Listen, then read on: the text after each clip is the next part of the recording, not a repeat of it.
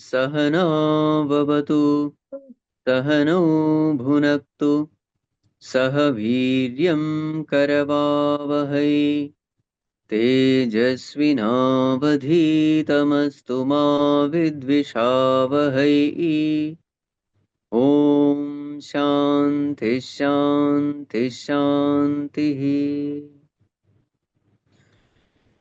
ॐ यं ब्रह्मा वरुणेन्द्ररुद्रमरुतः स्तुन्वन्ति दिव्यैस्तवैः वेदैः साङ्गपदक्रमोपनिषदैः गायन्ति यं सामगाः ध्यानावस्थिततद्गतेन मनसा पश्यन्ति यं योगिनः यस्यान्तं न विदुःसुरासुरगणाः देवाय तस्मै नमः देवाय तस्मै नमः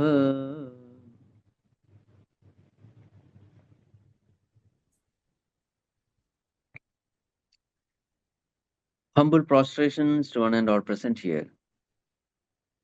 So we are here to summarize chapter 8. Chapter 8 begins with 7 questions by Arjuna. In fact, these are the 7 terms used by Bhagavan in the end of 7th chapter. So therefore these questions come into existence. So what are the questions? Question number 1, what is Brahman? Question number 2, what is karma? Question number 3, what is Adhyatma? Question number 4, what is Adhibhuta? Question number 5, what is Adhidaiva? Question number 6, what is Adhiyajna? And question number 7, at the time of death, what should a person do? So Bhagavan answers the first 6 questions in 2 verses. And the 7th question, what should a dying person do? That is taken up till the end. So what are the answers given? Number 1, what is Brahman? Aksharam Brahma Paramam. Brahman is that Aksharam, imperishable. So here an adjective is added. Paramam Aksharam Brahma. Supremely imperishable. So does it mean that there is some other imperishable also which is not supreme? So the answer is yes. So that is called Avyakta Prakriti, the unmanifest Prakriti. This is also imperishable because even during Pralaya time, that Prakriti in its unmanifest state remains. It is called as Karana Prapancha. So just like we also remain in that Pralaya state in Karana Sharira, in our causal state, we actually don't die. Only the Sukshma Sharira and the Sthula Sharira dies. Karana Sharira remains. In the same way, the whole creation also remains in its causal form. So that is why it is only Aksharam, imperishable.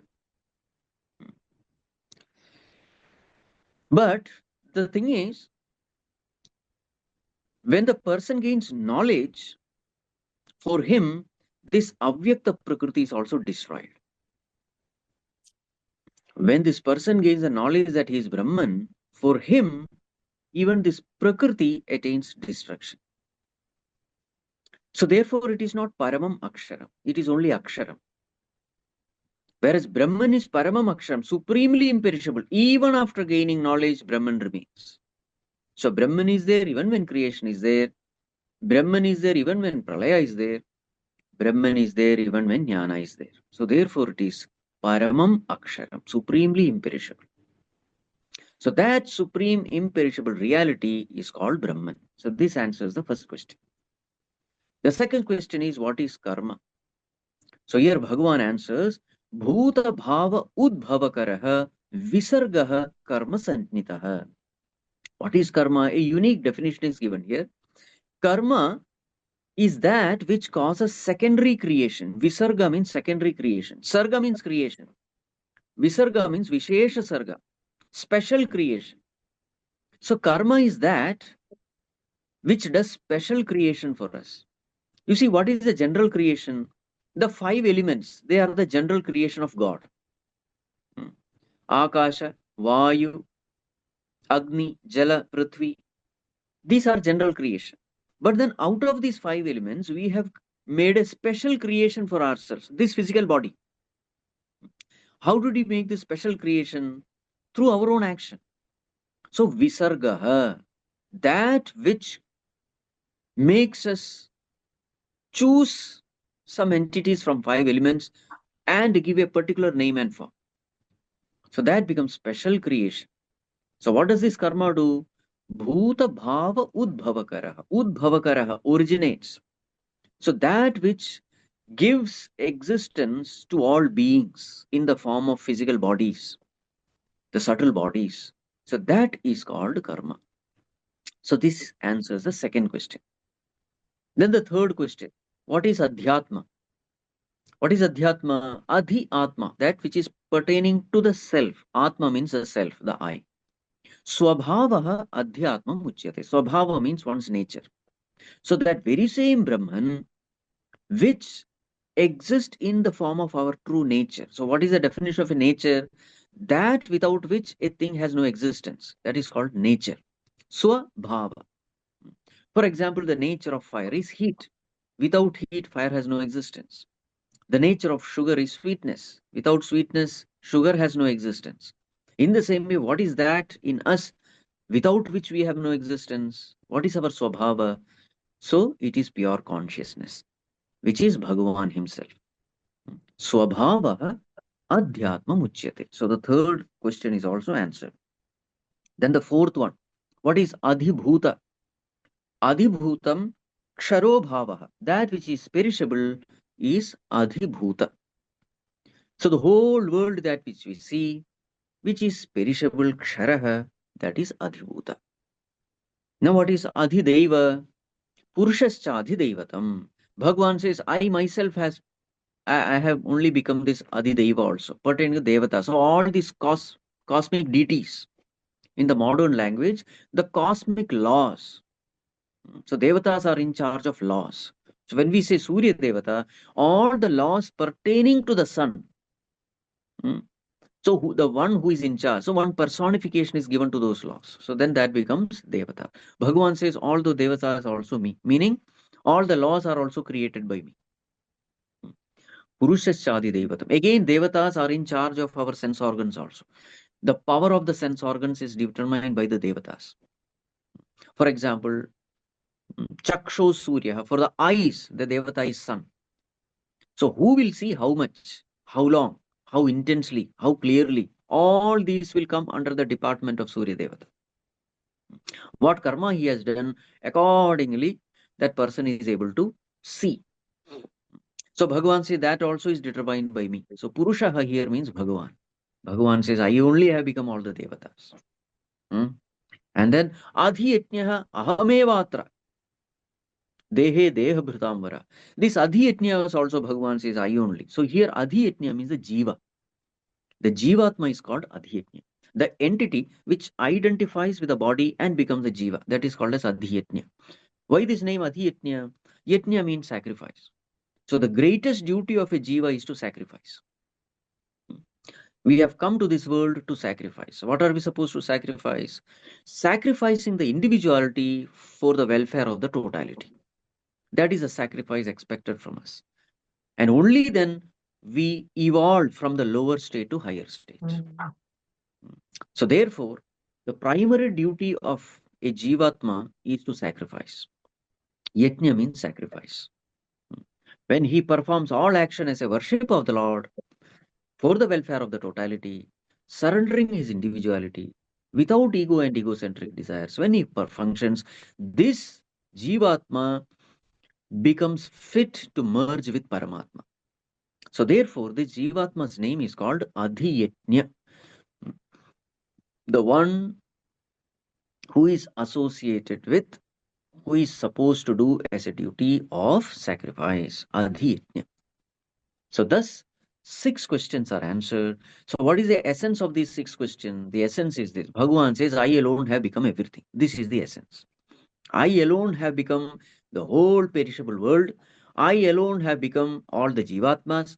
I alone have become all the deities, the cosmic forces. I alone am the Karma Phala Data also. I alone create all these beings. I alone become all these beings. So therefore, the answer to these six questions lead to the answer to the seventh question also. At the time of death, what should a person do? So therefore, at the time of death, that person should remember me alone. Because I alone have become everything. Therefore, remember me. Hmm? Antakale cha mameva smaran muktva kalevaram yaf prayati samadbhavam yati nastyatra samshaya. So, at the time of death, a person who remembers me. So, therefore, I alone am worth remembering because I alone have become everything. So, the most intelligent thing to be done at the time of death is to remember me. The one who remembers me, he attains me. Nasti atra samshaya. There is no doubt about it. What happens to others? Yam yam vapi smaran bhavam tejatyante kalevaram tam tamaivaiti kaunteya sada tad bhava bhavita.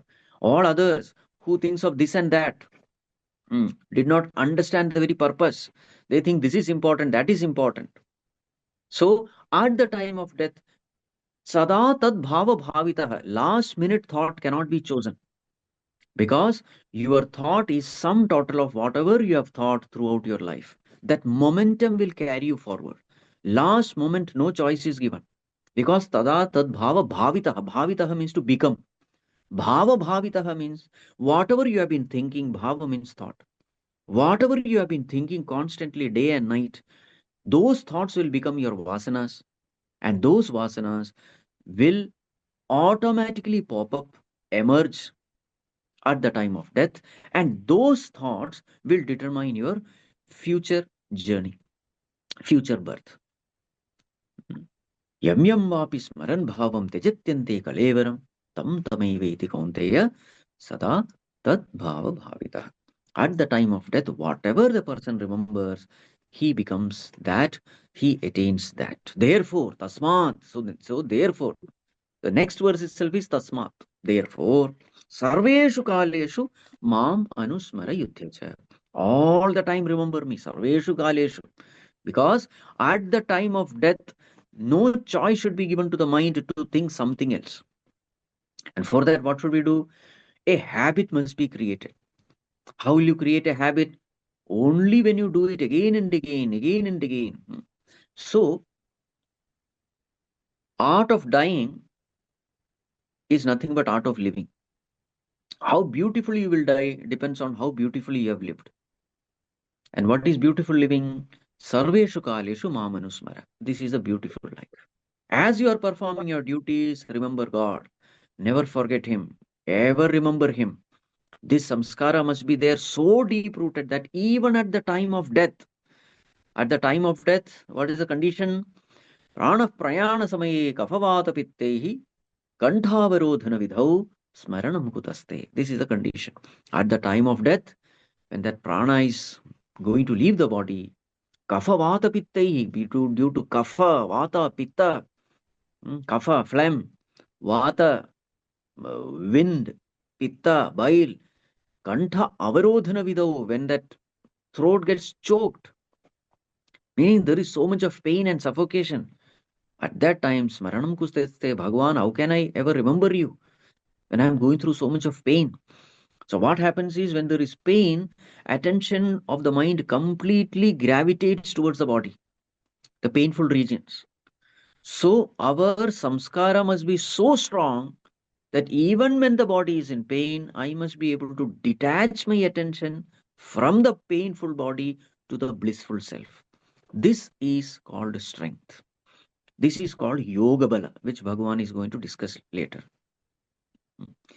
So, this will happen only Sarveshu Kaleshu Mam Anusmaranam. This will happen only when this habit is created. So, never waste any time. Throughout your day, ensure that this is done. Hmm. It is not just Friday mosque or Sunday church. Nothing doing. Sarveshu Kaleshu. That is Hinduism. Hmm. But Bhagwan, how to do it? Mai arpita mano buddhi mameva eshyasi asamshayam. So what you have to do is arpita mano buddhi. Both mind and intellect should be fixed in me. So this is the tip given by Bhagwan. Mind should be fixed in me means what? You should love me. Intellect should be fixed in me means what? You must value me. Loving and valuing. They are two different things. You may love something, but you may not value that thing. You may value something, but you may not love that thing. Bitter medicine. You may value it, but you may not love it. Junk food. You may love it, but you may not value it. So there are two different things. So Bhagwan says, love me. So how to love Bhagwan? First understand how much Bhagwan loves you. This is the way. When we know how much Bhagwan loves us, we also tend to love him. How much Bhagwan loves us? So he is ever with us. He is ever paying attention to us. He is ever concerned about us. He always guides us. Every moment he guides us. He knows everything about us. Now these are all the expressions of love. When you love somebody, you pay attention to that person. You always think of that person. You are always with that person. You always guide that person. You are always concerned about that person. You are always sacrificing for that person. Now, these are all the expressions of love. If you truly see, Bhagavan does all these things every moment. The biggest problem is we go on ignoring him. Avajananti mamudhaha manushim tanumashritam param bhavam ajanantah mama bhuta maheshwaram. Bhagavan says, alas, though I am all the time with these jivatmas, they are all my children, I am concerned about them, but nobody pays attention to me. Nobody even looks at me. Bhagavan is lamenting in the 9th chapter. So this is a great sin. Somebody is infinitely loving us, sacrificing us every moment, and we don't pay attention. This is a great act of ingratitude. And the price we pay for this ingratitude is punarapi jananam, punarapi maranam. So mayi arpita mano buddhihi, may you love me, knowing how much I love you, and also may you value me. How to value Bhagavan? Bhagavan is the only imperishable entity in the whole world. Everything is perishable. So this is how you have to value Bhagavan. So intellect must be filled with valuing Bhagavan. Mind must be filled with love for Bhagavan. In this way, when the entire personality is diverted towards Bhagavan, focused in Bhagavan, then Mayi Arpita Mano Buddhihi Mameva Eshyasi Asamshayam. No doubt you will reach me alone. Because that is a law of this cosmos. Whatever you intensely desire from the depth of your heart, you will get it. That is a cosmic law. So we are wherever we are because once upon a time in the past we had decided. That is why we are in this present. In the past we had decided this, therefore we are in the present. In the present, if we train our mind and intellect to desire Bhagavan, in the future, surely we will reach him.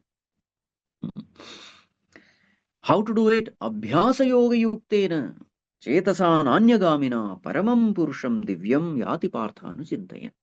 So what has to be done is Abhyasa yoga.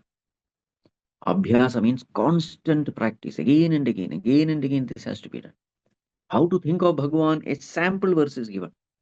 Kavim Puranam Anushasitaram Anuraniyam Samanusmaredyah Sarvasya Dhataramachintya Rupam Adityavarnam Tamasa Parastat. So think of in these lines, Kavim, Bhagavan, who is Sarvajna, all-knowing, Puranam, the most ancient, but still always new. Anushasitaram, the disciplinarian, he not only loves us, he disciplines us also. Anuraniyamsam, subtler than the subtlest. He is subtler even than 5 elements. He is subtler than the mind. He is the very consciousness in us. Sarvasya Dhataram, he is the very support in us. That sentient entity because of which the body, the inert body and the senses, they are able to function. Sarvasya Dhataram, Achintya Rupam, the very observer in us, which cannot be thought of by the mind. Aditya Varnam Tamasaf Parastat, like the brilliant sun. Consciousness is something which you cannot deny. You may ignore it, but you cannot deny it. Like the sun. Sun is so powerful, you can't deny it, though you may ignore the sun. You are so busy in your rat race that you completely ignore the sun. You can't deny the sun. In the same way, that consciousness is the very sun in our life, nourisher in our life. Bhagavan's name is, sun's name is Pushan. the nourisher, the one because of which we are alive, that element, that entity because of which the prana is functioning in our body. Na pranena na banena martyo jivati kashana. Itarena tu jivanti yasmin neta upasra. Not because we are breathing in and out, we are alive. No, no, there is some other entity because of which you are breathing. So that entity is Bhagavan. So prayana kale manasachalena bhaktya yukto yoga balena chaiva bhror madhye pranamavesha samyak satam param purusham upeti divyam. So at the time of death, what are we supposed to do? Now some scary verses are given here. Sarvadvarani sanyamya mano hridi nirudhya cha murdhni adhayatmanah pranam astito yogadharanam omityekaksharam brahma vyaharan mamanusmaran yah prayati tyajandeham sayati paramam gatim. So fixing your mind in the heart, fixing your prana at the center of your eyebrows, and then chanting Om, controlling all the senses, the one who lives attains me. So it's very scary verse, fixing the prana at the center of the eyebrow and all that. So what does it mean? It simply means whatever has been said earlier. Fixing the mind in the heart means heart is the seat of emotion. Fill your heart with the emotion of devotion. That's all what it means. Fixing the prana at the center of the eyebrow. See, whenever the intellect is active, you will find the center of the eyebrow also becomes active. Whenever logical thinking takes over you, takes power, overpowers you, because there are two channels in which a human being can work, the emotional channel and the intellectual channel. So when the emotions take over, you will find that you will feel you will feel in the heart. That feeling happens in the heart. Feeling doesn't happen in the head. So you will find that your heart is active. And when intellect is active, when you're logically thinking, you will always find that head is active. That is why people, when they think deep, they scratch their head. They don't scratch their heart. Mm. So when the thinking becomes deep, you will find that activity is at the center of your eyebrow. So that's all what it means. Prana taken to the center of the eyebrow means intellect very clear about God. Mind filled with emotions of devotion for God. Intellect clear about God. That's all what it means. Chanting the name Om. Om means Bhagavan. In fact, you can chant any name, Krishna, Rama, whatever it is. In those times, it was Om. Om was that Vedic name given to Bhagavan. So chanting Bhagavan means it's a pointer. Holding on to the pointer, shift your attention to the pointed. This is what has to be done. Because at that time, a lot of pain will be there in the body. So there has to be some alambanam, a support needed to shift your attention from the body to the self. One support is needed, like the pole vaulter using the pole. He needs a support to should raise himself from the ground to the sky. So he uses the pole. So Bhagwan's name becomes the pole. Remember, throughout his life, he has been using that pole. It is not that only at the time of death he chants Om. No. Throughout your life, the name which you have chanted will automatically come at the time of death. Holding on to that, shift your attention from the name to the essence of the name, which is the Supreme Self. So then in the next verse itself, Bhagavan immediately say, oh, this path is very easy, sulabha. Ananyacheta satatam yomam sparati nityashah tasyaham sulabha partha nityayuktasya yoginah. This fixing the attention upon the eyebrow and then mind in the heart and then chanting Om, it's all not difficult. Those who have done satatam nityashah, it is very, very easy. Every day and every moment, consciously the one who does it, this path is sulabham tasya. It is not difficult at all. Difficulty is only for those who don't study properly and only in the previous day of the exam they sit for studies. Yes, it is difficult. But those who study every day, regularly, for them, any exam is easy only. So this is also a kind of exam. At the time of death, how effectively you are going to remember God, that is the exam. Everybody has to write the exam. Only difference is this exam comes only once in lifetime. All the local university exam come every year or every 6 months. So be prepared. That's the whole point. Don't waste your life unnecessarily. Now somebody may ask, Bhagavan, I don't want you at all. I want to come back to this world again and again. because there is so much to eat, so much to see. One life is not sufficient enough. So much to enjoy. Bhagavan, I don't want to reach you. I want to come back. So for them, the answer is given in the 15th verse. Mamupetya punarjanma dukkhalema shashvatam napnuvanti mahatmanah samsiddhim paramam gata. Bhagavan says, once you attain me, you will not come back to this world. And what is this punarjanma? Bhagavan says it is dukkhalayam, an abode of sorrow. Just like we have Vidyalayam, abode of knowledge. We have Bhojanalayam, hotel, abode of food. We have Aushadhalayam, abode of medicine. Medical store is called Aushadhalayam. In the same way, this world is called Dukkhalayam, abode of sorrow. So this is the way we have to analyze the world. Not an abode of Sukham. It is abode of Dukkham only. So what are the Dukkham involved? How much ever Punya Karma you must have done, you will have to go through Janma, Mrityu, Jara, Vyadhi, Dukkham. Birth is painful, death is painful, old age is painful, disease is painful, and varieties of other pains are there. Dishonor is painful, criticism is painful, Viyoga is painful. Viyoga of near and dear ones, that is painful. Sometimes terrible people come to your life, that is also painful. Sanyoga also can be painful. How many varieties of pains are there? And among disease also, how many varieties are there?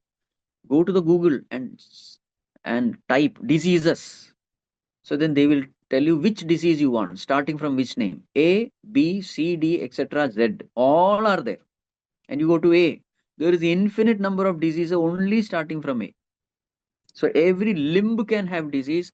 Every limb can have multiple types of disease. All these diseases have their own different flavors of pain. Very terrible. And death also, varieties of death. Some are burned to death, some are buried to death. And even old age is the worst kind of death. Limb by limb it starts failing. Oh, horrible.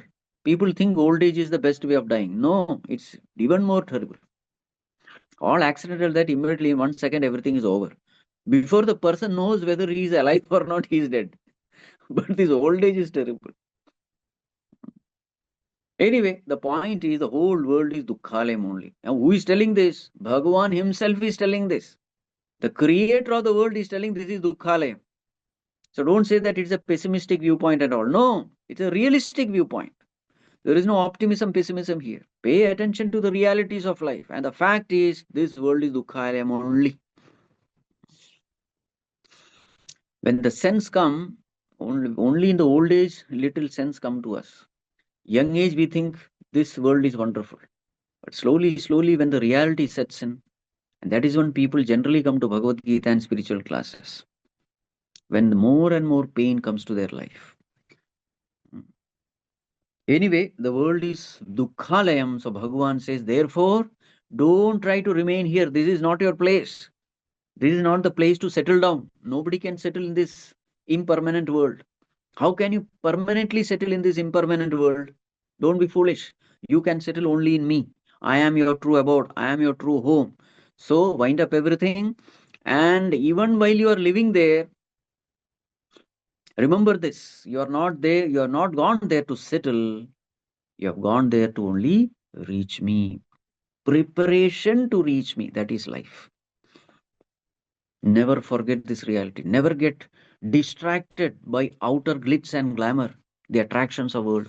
You have gone there for a purpose. So therefore, imam prapya bhajasvam. Never forget this.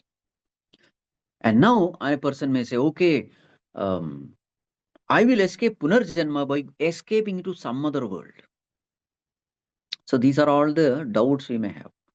Punarjanma I will escape by getting into some other world, because I have heard that Sarga Loka, so many other lokas are there. I will escape from this world and I will escape Punarjanma. So Bhagavan says that is not possible. Why? Abrahma bhuvana lokaha punaravartino Arjuna. Arjuna, even if you go to Brahma Loka also, you will have to come back. There is no guarantee. So 14 worlds are there. So what are the higher worlds? Bhuhu, bhuaha, suaha, mahaha, janaha, tapaha, satyam. Higher worlds. What are lower worlds? Atala, Vitala, Sutala, Talatala, Mahatala, Rasatala, Patala. By heart, it. 14 worlds are there. Okay. So Bhagavan says, wherever you go, you have no escape. So you can't escape Punarjanma by going to some other world. That is not possible. Oh, okay, Bhagavan, then now the second option of escaping Punarjanma. What is that? When the world comes to an end, because very clearly sun is burning constantly, a time will come when the sun will stop burning. And now naturally, when the sun goes away, earth also cannot sustain. So a time is definitely going to come when the whole life has to end, the world will end. Then where is the question of Punarjanma? Because the world itself is not there, where will we be born? So then answering this question, we have some few verses. Sahasra yuga paryantam aharyad brahmano viduhu ratrim yuga sahasrantam teho ratravido janaha avyakta vyaktaya sarvaha prabhavanti haragame ratriagame praliyante tatraiva vyakta sanyake bhutagramasa evayam bhutva bhutva praliyate ratriagame vachapartha prabhavati aharagame. So Bhagavan says, Arey bhaiya, this is going on and on and on. Even if the world comes to an end, again Srishti will happen. Srishti Sthiti Laya, this goes on and on and on. Don't think that the world comes to an end and it's a permanent end. No, it will again come back. So here, Brahmaji's daytime is mentioned. Sahasra Yoga Paryantam. 1000 Chatur Yuga is his daytime, 1000 Chatur Yuga is his night time. So, in the daytime, after 1000 Chaturyuga, Brahmaji goes to sleep. That is called as Pralaya. So there are 4 types of Pralaya. First one is called Nitya Pralaya. When we go to sleep, that is called as Nitya Pralaya. Every day that happens. The whole world is gone for us. We go to our Karana Sharira. That is called as Nitya Pralaya. Second Pralaya is called Prakrita Pralaya. That is when Brahmaji goes to sleep. After 1000 Chaturyuga, Brahmaji goes to sleep, then the whole world also is dissolved. Then the third one is called Naimittika Pralaya. Brahmaji lives for 100 years. His each day is 2000 Chaturyuga. And how much is Chaturyuga? 43 lakh, 20,000. Kali Yuga is 4 lakh. 4 lakh, 32,000. Twice Kali is Dwapara. Thrice Kali is Treta. 4 times Kali is Satyuga. So Satya plus Treta plus Dwapara plus Kali, that is called as Chaturyuga, which is 43 lakh 20,000 years. This way 1000 Chaturyuga is 1 day of Brahmaji, morning day, 12 hours. Again night time, another 1000 years. He gets too tired, creating all of us. So therefore he needs 12 hours of sleep. So that is his 1 day. 2000 Chaturyuga is 1 day. And this way 1 year is 365 days. And thus 100 years he lives. So after 100 years, he also dies. Even Brahmaji has death. Then a new Brahmaji comes. This is how the whole thing goes. So what Bhagavan is trying is, again and again you will be born. You can't escape. Avashaha, helplessly based on your vasanas, your desire, etc. Again and again you will come back. You can't escape rebirth at all. The only way to escape rebirth is reaching me, who is Akshara, Avyakta. Only thing which is imperishable is me. So therefore you have no choice. You are left with no choice. If you want to escape this Dukkhalayam Punarjanma, there is no choice but to reach me alone. Now, Bhagavan, and to reach me, one only way is bhakti. Bhagavan says, Purushasya Parapartha Bhaktya Labhyah tu Ananyaya. Ananyaya Bhaktya Labhyah. So develop devotion for me, you will reach me. It is so easy. Don't worry at all. Just have devotion for me. Now, Bhagavan talks about 2 paths, the path of return, path of non-return. So one path, you go, you will come back. The other path, you go, you will not come back. So here, we will discuss a little. So here, there are 5 types of people in this world. So we'll analyze the whole thing in a totality. 5 types of people are there. The first one is called abhaktaha, non-devotees. Sensuous indulgent, selfish kind of people. They don't care about spirituality. Highly materialistic. We will call them abhakta. What happens to them? They go to the lower worlds, all the Atala, Vitala, Sutala, Talatala, and all that. And they suffer there, all that hell life. When you suffer, all your impurities are gone. Papas are gone. It's like a washing machine. So many things happen in the washing machine, but when it comes out clean. So that is lower worlds. And why 7 worlds? One is enough? No. Lower people are also different kinds. Those people who harm others for selfish reason, they are inferior to those who don't harm others for selfish reason. So harmlessly selfish people are there, harmfully selfish people are there. So harmful selfish people are even lower than harmless selfish people. So that is why, depending upon the grades of selfishness, so many worlds are there. Okay. Anyway, for all of them, abhakta, one category. So they suffer there and come back. Come back to this bhuloka. Bhuloka is a central world. You come back to that center where karma pradhana loka it is, where you perform action. All actions are performed in bhuloka, and based on the result, you will be sent up or down. Okay. So that is abhakta. Second category. They are called as sakama bhakta. Sakama bhakta or artha artharthi bhakta. So they don't want God, they want something from God. Artha bhakta means what? They have affliction, sorrow, say, Bhagavan, take away this sorrow from me. They are bhakta, they are devotees. Or they have a lot of desires, worldly desires, name, fame, power, position. They are called as artharthi bhakta. So what is their lot? They worship. They are all bhaktas only. They do their puja, they do their ritual, all the japa, everything they do. But they don't want God, they want something from God. They are all karma kandis. So what happens to them? The higher two worlds, bhuaha, suaha, that is meant for them. Suaha means Swargaloka. So they go there. Now Swargaloka is a wonderful world full of enjoyments, comforts, a conducive environment is there. So this is their philosophy. Environment gives me happiness. They are called as paristhitiwadis. If you are in a conducive environment, you are happy. So such people go to Swargalokas and Kshine Punye Martyalokam Vishanti. They come back. So they are called as Sakama Bhakta.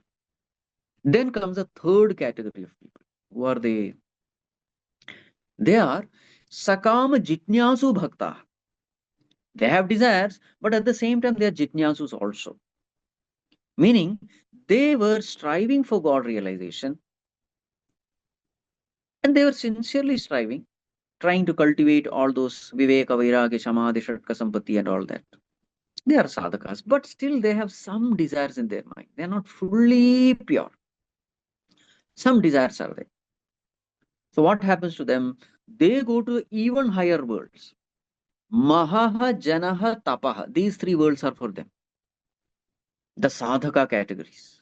They live for God realization, but still some here and there, some worldly desires are there. So since they have worldly desire, they will have to come back. Any worldly desire means coming back. So what happens to them? Athava yoginameva kule bhavati dhimatam. They are born in the kulas of yogis, the families of yogis. What about the previous one? Prapya punyakritam lokan ushitva shashwati samaha shuchinam srimatam gehe yoga bhrashtaha abhijayate. They are born in a cultured, prosperous family and then they continue. That is the previous category, Sakama Bhakta. Whereas this category, Jitnyasu Bhakta, they are born in a yogi's family because in their previous birth they have been doing yoga, but because of some little impurity they have come back. So at a very young age itself, that environment conducive for yoga is created for them. So this is the category of the third one. Now the fourth category. Who are they? They are Nishkama Saguna Bhakta. Nishkama Saguna Bhakta. They have absolutely no desire. How did they attain that state? Because of their Saguna Bhakti, Ishta Devata Bhakti. They worship some Krishna, Rama or somebody and they are so attached to that form.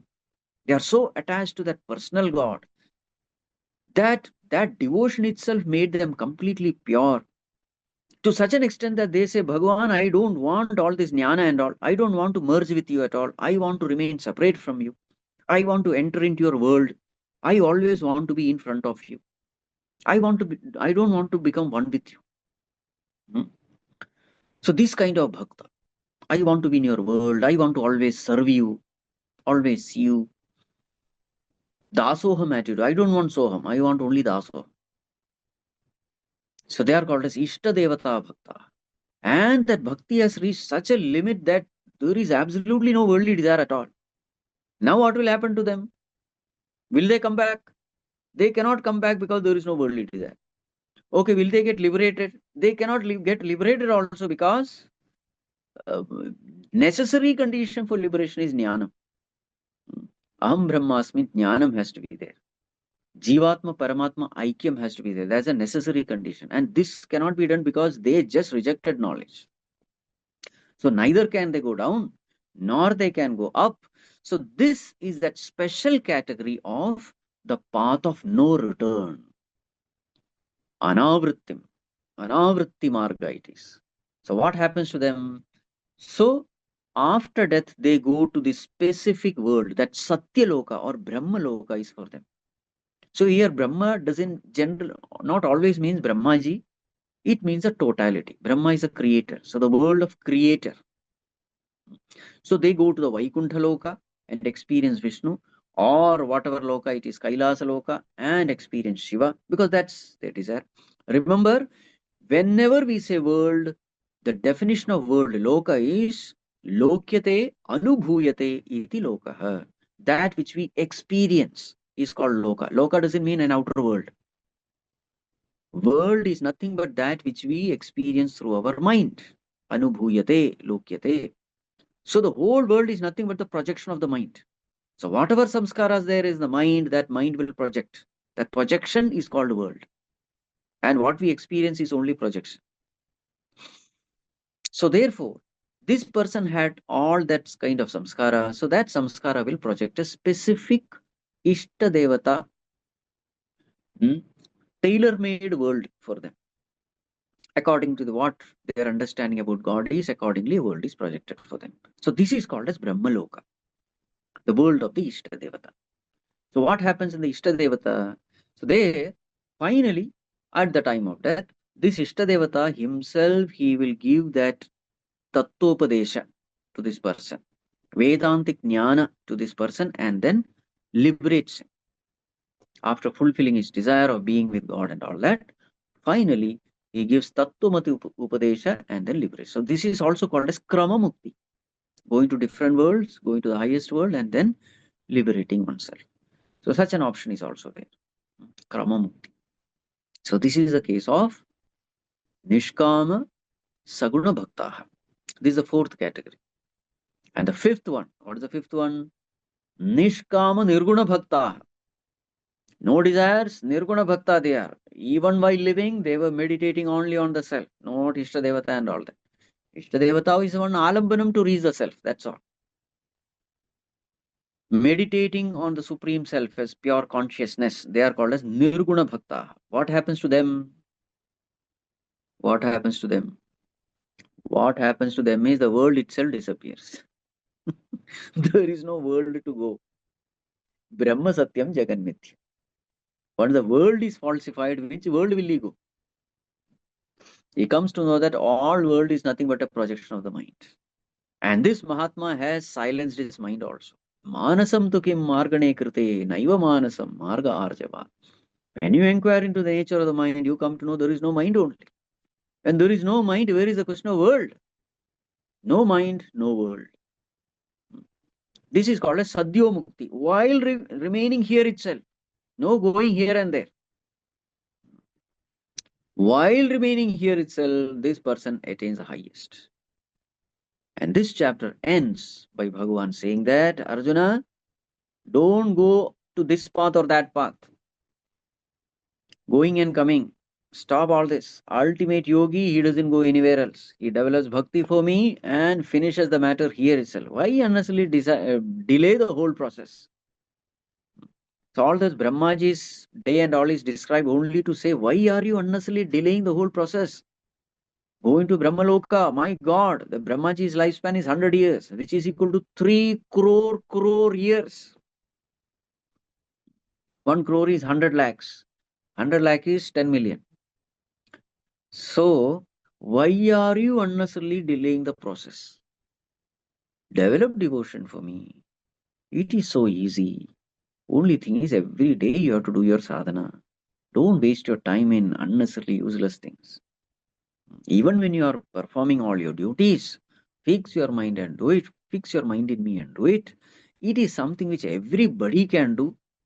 So, therefore, Arjuna, do this and be the best yogi. So, thus the chapter ends, and my summary also ends.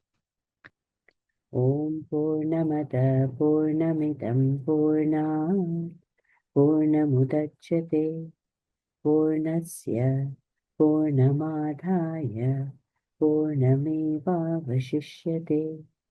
Om Shanti Shanti Shanti.